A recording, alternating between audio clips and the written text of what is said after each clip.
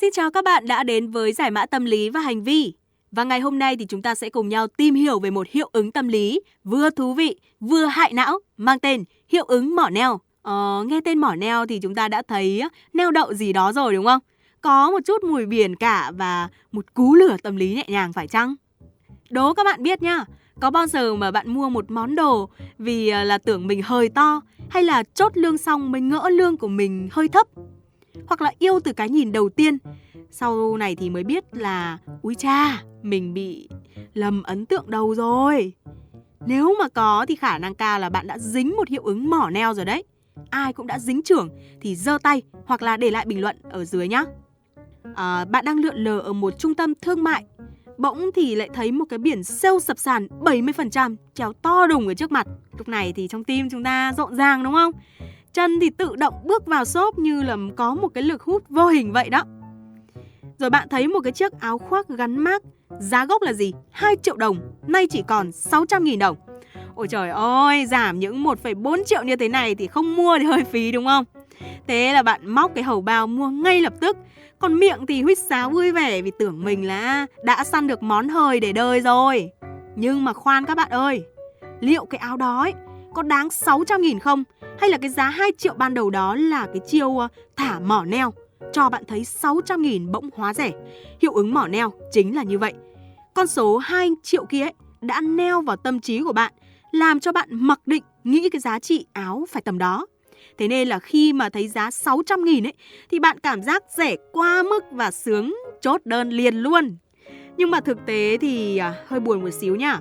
Shop có thể đã đẩy thuyền cái giá gốc lên cao trời, rồi vèo kéo bạn xuống cái neo 600.000 đồng. Bạn thì vui vẻ xách túi ra về, còn shop thì cười tủm vì chiếc áo có thể vốn chỉ đáng có 400 thôi cơ. Không chỉ là trong lúc mua sắm đâu nhá, hiệu ứng mỏ neo còn len lỏi vào trong cả công việc và tiền lương của chúng ta nữa. Khi mà bạn vừa tốt nghiệp này, đi phỏng vấn thì nhà tuyển dụng mỉm cười nhẹ nhàng hỏi: em mong muốn mức lương bao nhiêu cho vị trí này? Lúc này thì bạn toát mồ hôi hột và nghĩ thầm: mình muốn 10 triệu, nhưng mà liệu mình nói ra như thế thì có cao quá không nhở? Sợ đòi cao là đánh giá thì bạn đã rụt rè đáp khoảng 7 triệu thôi ạ. Reng reng, bạn vừa tự thả vào cái mỏ neo 7 triệu xuống bàn đàm phán rồi đó. Nghe xong thì cái nhà tuyển dụng gật gù liền: bên anh có thể offer em 7 triệu như kỳ vọng. Lúc này thì bạn mừng vì tưởng thành công, lại còn đúng cái con số mà mình thích nữa chứ đúng không? Về thì khoe với hội bạn thân. Ôi thôi thì đứa nào cũng bảo: mày hâm à? Đáng lẽ công việc đó phải được 10 đến 12 triệu chứ, sao lại được có 7 triệu? Nghiên cứu tâm lý thì cũng chỉ ra rằng là ai đưa ra con số đầu tiên thì thường sẽ được kết quả cuối cùng là cao hơn. Tất nhiên là cũng đừng chém quá lố, nhà tuyển dụng sẽ xỉu áp xỉa đao đó nha. Nhưng mà bài học ở đây ấy, đó là gì? Trong đàm phán lương ấy, ai thả neo trước, người đó thì sẽ nắm được lợi thế. Nếu là ứng viên thì đừng ngại quăng kỳ vọng hợp lý, nhưng hơi thách thức một chút. Còn nếu là nhà tuyển dụng ấy thì chắc bạn cũng hay thả neo mức thấp trước để dò ứng viên đúng không? Hiệu ứng mỏ neo còn lụi tim chúng ta trong tình yêu nữa cơ. Ấn tượng đầu tiên về một ai đó giống như là một chiếc mỏ neo khổng lồ neo thẳng vào lòng bạn. Ví dụ nha, lần đầu mà khi bạn gặp crush ấy, anh ta xuất hiện với cái mái tóc vuốt keo bóng lộn ra, áo sơ mi thì thơm phức, tặng bạn một bông hồng và nói câu: chào em, cuối cùng anh cũng đã gặp được thiên thần của đời anh. Ôi, bạn đổ cái dâm vào ngay tại chỗ luôn, tim thì bay phấp phới. Ấn tượng đầu tiên quá đẹp khiến cho bạn phải gắn cho chàng cái mác là soái ca ngôn tình liền. Sau này thì dù phát hiện anh chàng có vẻ là hơi vụng về, lười rửa bát, hay là thỉnh thoảng quên mất cái ngày kỷ niệm, nhưng mà chúng ta vẫn dễ dàng bỏ qua. Vì sao nhỉ? Vì là cái mỏ neo ga lăng lãng mạn ban đầu ấy đã ghim chặt vào tâm trí của chúng ta rồi. Chúng ta tự nhủ là gì? Anh ấy bận nên là mới quên thôi, chứ anh ấy tốt lắm. Đó, yêu vào là hay dính cái hiệu ứng mỏ neo là thế đấy. Ngược lại, nếu lần đầu gặp mà cái ấn tượng xấu thì sao nhỉ? Thử tưởng tượng nhá, cái buổi hẹn hò đầu tiên mà anh ấy đến muộn 30 phút, quần áo thì lôi thôi xộc xệch, lại buông một cái câu rất là vô duyên: em đợi anh có lâu không? Anh bận chơi game tí. Ôi, nghe xong bạn cạn lời luôn đúng không? Nhưng mà lần sau ấy, dẫu là anh ta có cố gắng đúng giờ, ăn mặc tươm tất hơn, thì bạn vẫn thấy cái cảnh giác cao độ. Chỉ cần trực tìm thêm lỗi kiểu như là nay thì đúng giờ đấy, Đơn giản vì là cái mỏ neo ấn tượng xấu ban đầu nó đã kéo kỳ vọng của bạn xuống đáy biển. Tội anh chẳng muốn gỡ neo cũng khó. Thế mới nói, yêu từ cái nhìn đầu tiên đôi khi nó chỉ là cái hiệu ứng mỏ neo, đánh lừa cái cảm xúc của chúng ta thôi.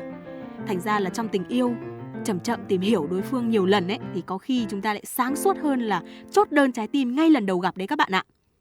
Đến đây thì chắc các bạn cũng đang nghĩ là trời ạ, hóa ra là tôi toàn bị thao túng tâm lý à, đúng không?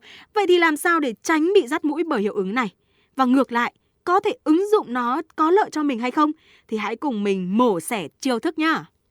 Trước hết, làm sao để tránh bị neo khi chúng ta ở vị trí người mua hàng, ứng viên xin việc hay đơn giản là một người tiêu dùng bình thường? Bí kíp đầu tiên này, đừng tin vào cái mác ban đầu, hãy tỉnh táo so sánh với nhiều nguồn thông tin. Ví dụ nhá, là bạn thấy một cái áo giảm từ 1 triệu xuống còn 500.000 đồng thì đừng vội mừng mà hãy tự hỏi cái áo này có thực sự đáng 500.000 đồng hay không nhỉ? Bạn có thể lên mạng xem giá áo tương tự hoặc là nghĩ xem 500.000 còn mua được cái thứ gì khác tương đương với giá tiền đó hay không.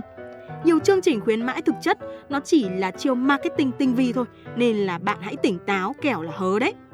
Hoặc là trong khi mà chúng ta đàm phán lương ấy, thì chúng ta hãy chuẩn bị sẵn thông tin về cái mức lương của thị trường, kinh nghiệm của bản thân để biết được cái giá trị thực của mình.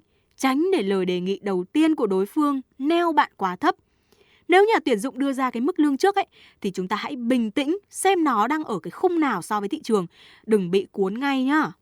Còn trong tình cảm này, hãy cho mình biết thời gian để tìm hiểu người ta thật kỹ và đừng bao giờ chốt đơn con tim ngay lần đầu gặp hay là chỉ dựa trên cái ấn tượng ban đầu. Chậm mà chắc, tránh vơ nhầm cái củi mục chỉ vì cái lớp sơn bóng loáng ban đầu.